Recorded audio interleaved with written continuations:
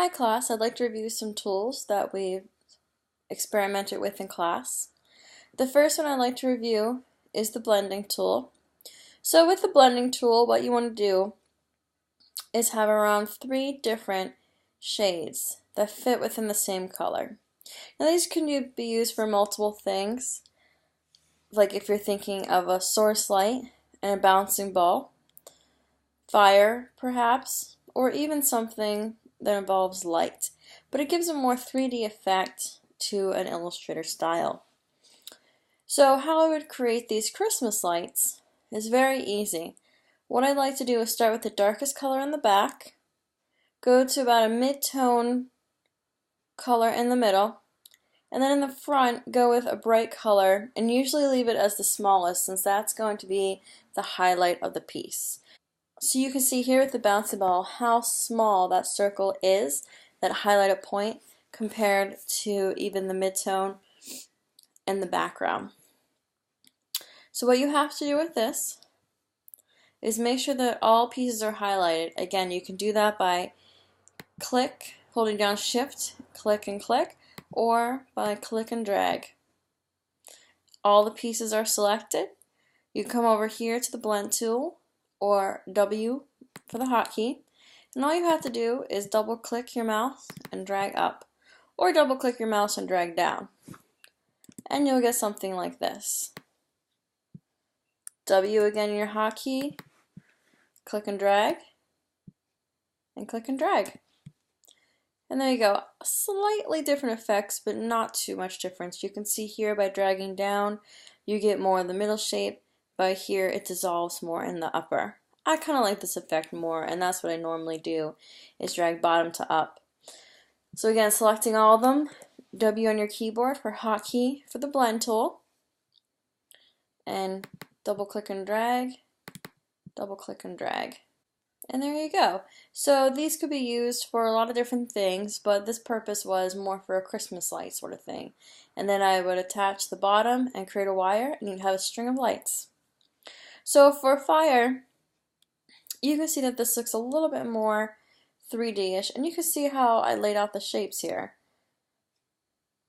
and how that goes into the highlight. And all 3 pieces are separated here. Again, these are just copied. You can work with slightly different shapes, but to make a interesting blend, it might work to have all 3 shapes the same. And you can always move these around depending. It's all about experimentation as well. So again, highlighting, W on my keyboard, click and drag, click and drag. So you can see sort of the same effect over here, just motioning the fire a little bit different, but still creating a nice 3D effect almost with the fire. With the ball, again, this can come in really handy, especially for directional light. So if I want the light to come from my top right hand corner, I'd keep the highlight there. If I wanted to come from the bottom, I'd of course move it. But I'd always like to keep the highlight sort of in the mid-tone region. Let's try it just between the two and see what happens.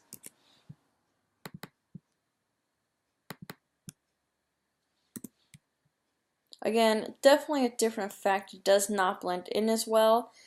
Interesting in itself, but I would definitely go with having the highlight in the mid-tone, and the mid-tone, of course, surrounded by the background. Again, W, click and drag down, lightest to darkest, and you get a nice effect there. Let's move on here to some variations about the type tool. So how I got this is that I took the pen tool or pencil tool or whatever, and I just created a line. So right now you can see the reason why it looks so weird is because it's on fill. I'll just switch that over to stroke, and you can see I made a mountain type thing. All I have to do is come over here, type on a path tool. Again, you're creating paths with the pen tool. So type on a path tool makes sense, and you can see that it changes to outline. This means it's recognized the type tool and it's ready to take on the type and let go to the stroke. Again, following just the lines around. So this can definitely come in handy for various projects.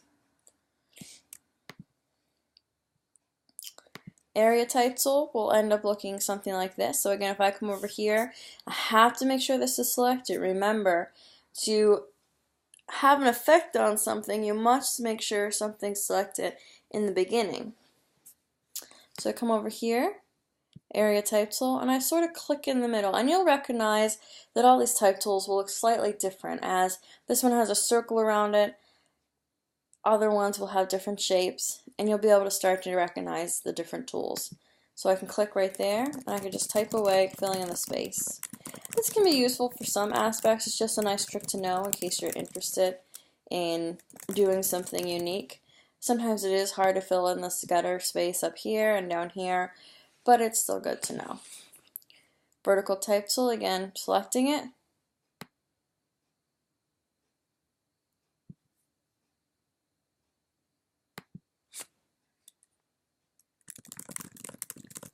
And it looks almost like rain. And then type on a path. Again, this is the same as this, but you don't have to just use the pen tool. You can use the shape tool or anything. As long as it's made from the pen tool or shape tool or something like that, you'll be able to get that.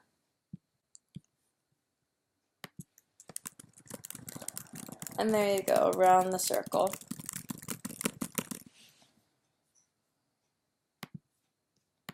So those are just some effects there. And then also, they don't all have to be a stroke. You can start out with a filled shape like this, and then pick something like vertical type tool on a path, and it will automatically change it to what it needs to be. Again, this could be an interesting way to add texture or diversity to your illustration. So this clipping mask comes in really helpful. Let's say that I just wanted everything that I see here, all these shapes, in just this size of this blue box. So here are all my shapes floating around, and I want to basically crop them and fit them into a source without really deleting or erasing, just in case I want to come back and edit later. This is where clipping masks come in handy, and it's an amazing tool. So here again are all my shapes, just like the above, and this is the box frame that I really want to fit it into. So figure out where I want to put it. Now the biggest importance here is that you put it on top. So in your layers, you have to have it on top of everything. And you have to make sure everything underneath of that plus that is selected. So you can see all those different shapes in there. That means everything's selected. The hotkey for this is Command 7. And you can see everything's locked away. But if I move around really quickly, you can see how they break the border. You could also go up to Object Clipping Mask Make or Release, and you can release them as well. Now you lose your original bounding box, but it's still right here. You'll just have to find it within the shapes. You could fill that back in again, and there you go.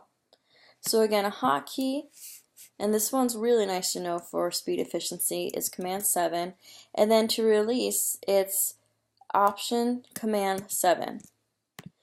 Or you can always go up to Object, Clipping Mask, and then do it from there, okay? So what I'd like to show you here is just different strokes. If you come over here, you can open strokes.